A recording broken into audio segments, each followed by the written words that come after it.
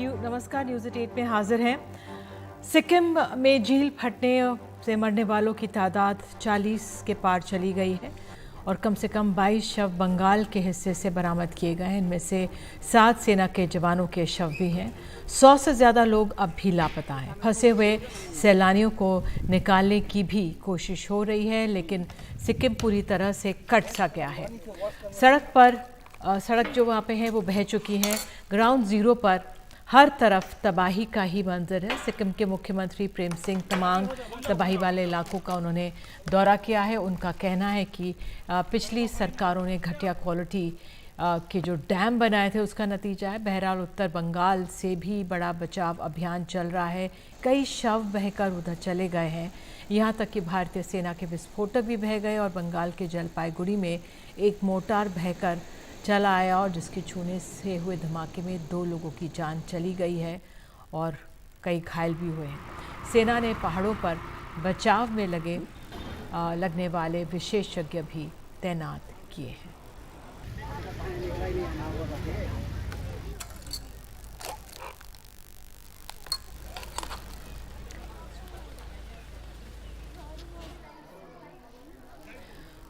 उधर नांदेड़ के सरकारी अस्पताल में नवजात बच्चों की मौत का सिलसिला रुकने का नाम नहीं ले रहा है। अब तक 55 मरीजों की मौत हो चुकी है। सरकार द्वारा गठित की गई जांच समिति की रिपोर्ट 5 दिनों बाद भी सरकार के पास नहीं पहुंची है। बॉम्बे हाईकोर्ट ने नांदेड़ घटना पर सुओ मोटो सुनवाई में सरकार को फटकार लगाते हुए 2 सप्ताह में हलफनामा दायर करने को कहा है। वहीं उद्धव ठाकरे ने मामले की सीबीआई जांच की मांग की है। नांदेड़ के शंकरराव चौहान मेडिकल कॉलेज में बीते 5 दिनों में 55 मरीजों की मौत हो चुकी है। यहाँ की बदहाली की ढेर सारी तस्वीरें सामने आने के बाद बनी समिति की रिपोर्ट अब तक नहीं आई है। विपक्ष का आरोप है कि राज्य सरकार इस मामले में संजीदा नहीं है।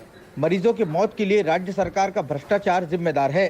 उद्धव ठाकरे ने इस मामले में सीबीआई जाँच की मांग की है।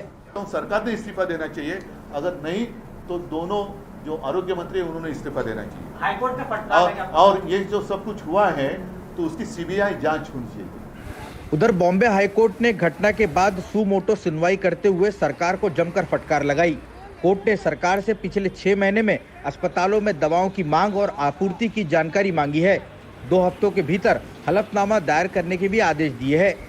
नांदेड़ सरकारी अस्पताल में मरीजों की मौत मामले में राज्य सरकार ने आज बॉम्बे हाईकोर्ट में अपनी सफाई देने की कोशिश की, लेकिन अदालत जो है कहीं संतुष्ट नहीं दिखी। चीफ जस्टिस देवेंद्र उपाध्याय ने लंबी सुनवाई के बाद आदेश दिया कि जो दोनों संबंधित विभाग हैं, मेडिकल एजुकेशन एंड ड्रग्स और पब्लिक हेल्थ, दोनों हलफनामा दायर करें और उसमें ये बताएं कि पिछले 6 महीने में उन्होंने जो रिक्त पद हैं उनके भरने के लिए क्या प्रक्रिया अपनाई है और साथ ही दवाइयों और उपकरणों की जो मांग है उसकी आपूर्ति के लिए क्या किया है। दोनों को 2 सप्ताह के भीतर अपना हलफनामा दायर करना है और फिर अगली सुनवाई 30 अक्टूबर को तय की गई है।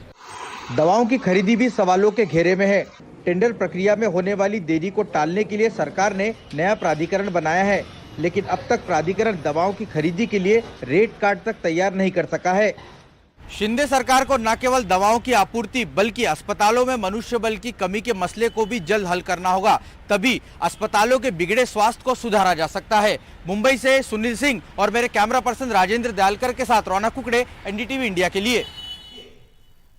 मध्य प्रदेश के 1.5 लाख से ज्यादा नर्सिंग स्टूडेंट्स के भविष्य पर संकट मंडरा रहा है। हालात ये हैं कि जिन छात्रों को अब तक डिग्री मिल जानी चाहिए थी वो पहले साल की परीक्षा का ही इंतजार कर रहे हैं। दरअसल कोरोना काल में जब इन कागजी कॉलेजों से बेड अस्पताल आंकड़े मांगे गए तो 34 कॉलेजों ने खुद कहा कि उनकी मान्यता को निरस्त कर दिया जाए। सबसे पहले ग्वालियर के 70 कॉलेज बंद हुए जो अब पात्र हैं। बहरहाल ये सब कैसा हुआ, तमाम सवाल बने हुए हैं। हमारे सहयोगी अनुराग द्वारी और जानकारी दे रहे हैं।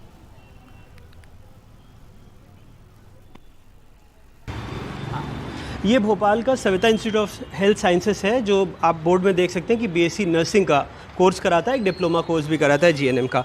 मैं अपने कैमरे सहयोगी से कहूँगा, आप देखिए ये एक फ्लैट नुमा है। यहाँ पर फ़िलहाल लिखा गया है कि जो ऑफिस बंद पाए जाने पर इन नंबरों से संपर्क करें। तो पहले नंबर से हमने संपर्क किया जहाँ पर प्रकाश मिले, जो यहाँ पर फैकल्टी हैं। 2015-16 से इसका सेशन है, आप कॉलेज का बोर्ड देख सकते हैं। और फिर आगे आपको दिखाते हैं अपने कैमरा सहयोगी के साथ कि इस तरह के नर्सिंग कॉलेजेस जिसको लेकर मध्य प्रदेश में जो पूरी चिकित्सा शिक्षा व्यवस्था है उस पर सवाल उठ रहे हैं।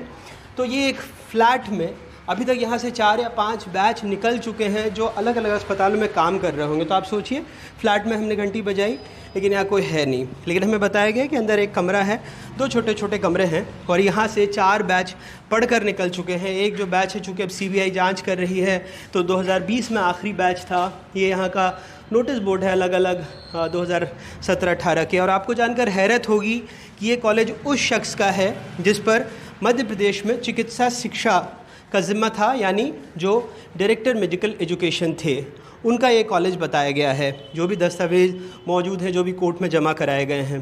तो ऐसे एक कमरे के फ्लैट में, क्योंकि जो नियम है उसके मुताबिक लगभग 23,000 से ज़्यादा स्क्वायर फीट की जगह होनी चाहिए, लैब होने चाहिए, अस्पताल होना चाहिए, हॉस्टल होना चाहिए, मेस होना चाहिए, लाइब्रेरी होनी चाहिए, क्योंकि नर्सिंग के छात्र छात्राएँ हैं। तो आप समझ ही सकते हैं कि ये 3 कमरों में उनको क्या क्या मिलता होगा। और जो भी बच्चे यहाँ से पढ़कर निकले हैं, किस तरह से नियम कायदे कानूनों को ताक पर रखा गया है, किस तरह से उनकी धज्जियाँ उड़ाई गई हैं, और वो भी उस शख्स द्वारा। ये पहली तस्वीर इसलिए हम इस कॉलेज की दिखा रहे हैं क्योंकि बताया जा रहा है कि ये जो पूर्व डायरेक्टर मेडिकल एजुकेशन थे उनका कॉलेज है सावित्री कॉलेज ऑफ नर्सिंग, जो यहाँ भोपाल के दाता कॉलोनी में स्थित है। कैमरा पर्सन रिजवान खान के साथ अनुराग द्वारी, एनडीटीवी इंडिया। एक्सिस बैंक के चीफ इकोनॉमिस्ट नीलकंठ मिश्रा ने एनडीटीवी से खास बातचीत में कहा कि अर्थव्यवस्था को लेकर ज्यादा चिंता करने की जरूरत नहीं है, लेकिन अगले 1.5 साल सतर्क रहने की जरूरत है। देखिए उनसे बातचीत का एक अंश। मिडिल क्लास आदमी है, उसको क्या संदेश देना चाहेंगे इस समय सेविंग्स को लेकर, अपने घर के बजट को लेकर? लास्ट सवाल। देखिए, अगला 1 साल 1.5 साल जो है ग्लोबल इकॉनमी के लिए बहुत टर्बुलेंट होगा। अगर हमारी किस्मत अच्छी रही तो 1-1.5 साल ही रहेगा, 5 साल नहीं होगा। तो इसमें थोड़ा प्रिकॉशन रखना जो है वो बेटर होगा। बट अगर हम 5-7 साल अपनी इकॉनमी को देख रहे हैं तो आई थिंक बहुत ज़्यादा चिंता की ज़रूरत नहीं है, क्योंकि इंडिया की इकॉनमी का जो ट्रेजेक्ट्री है वो काफ़ी अभी अच्छी लग रही है।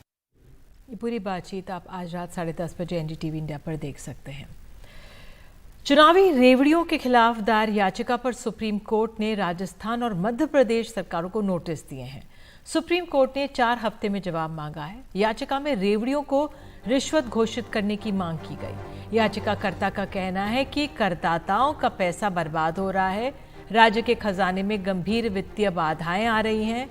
जनता के पैसे का दुरुपयोग रोकने का आदेश सुप्रीम कोर्ट को देना चाहिए। सुप्रीम कोर्ट घोषणा करे कि ये रेवड़ियां रिश्वत की तरह हैं।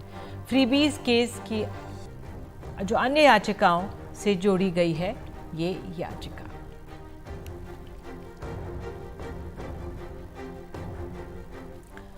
और आपको बता दें, छत्तीसगढ़ में धुआंधार चुनावी प्रचार करेंगे प्रधानमंत्री नरेंद्र मोदी। छत्तीसगढ़ में प्रधानमंत्री की कम से कम 5 चुनावी रैलियां होंगी। प्रदेश के हर संभाग में एक रैली होगी। पार्टी की कोशिश है कि प्रधानमंत्री की रैलियों से प्रदेश के सभी विधानसभा क्षेत्रों को एक तरह से कवर कर लिया जाए। बीजेपी ने छत्तीसगढ़ में किसी को चेहरा नहीं बनाया है। बीजेपी नेताओं के मुताबिक प्रधानमंत्री मोदी और गृह मंत्री अमित शाह के बाद सबसे अधिक मांग उत्तर प्रदेश के मुख्यमंत्री योगी आदित्यनाथ की है। योगी आदित्यनाथ भी जमकर प्रचार करेंगे। बीजेपी मध्य प्रदेश की तरह छत्तीसगढ़ में भी उतार रही है केंद्रीय मंत्रियों और सांसदों को। उधर बीते 15 दिनों में कांग्रेस महासचिव प्रियंका गांधी दूसरी बार छत्तीसगढ़ पहुंची हैं। कांकेर में उन्होंने कहा है कि भाजपा के वक्त हिंसा का राज था, लोग यहां आने से डरते थे। कांग्रेस ने हालात सुधारे। छत्तीसगढ़ विकसित हो रहा है।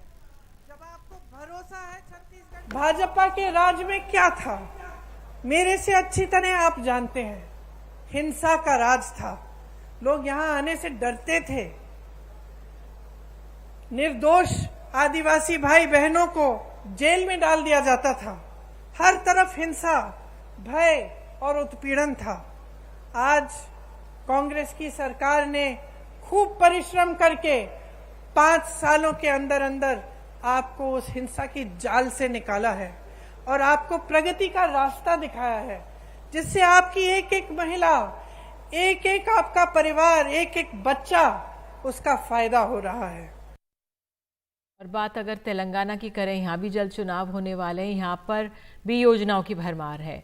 तेलंगाना सरकार ने ब्रेकफास्ट स्कीम लॉन्च की है और इस स्कीम को दशहरा में लॉन्च करने की बात थी, लेकिन इसे आज ही लॉन्च कर दिया गया। इसकी वजह मानी जा रही कि किसी भी दिन चुनाव की घोषणाएं हो सकती हैं।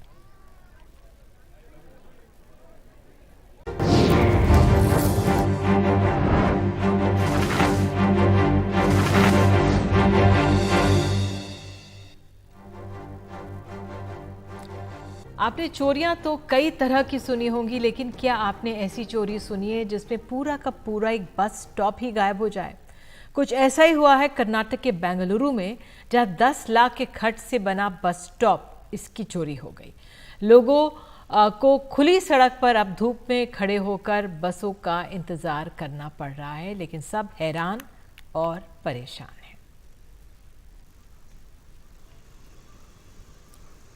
और जाते जाते आपको छोड़ जाते हैं बेहद खास दृश्यों के साथ। 104 साल की उम्र में डॉर्थी हॉफमैन ने आसमान से छलांग लगाई है।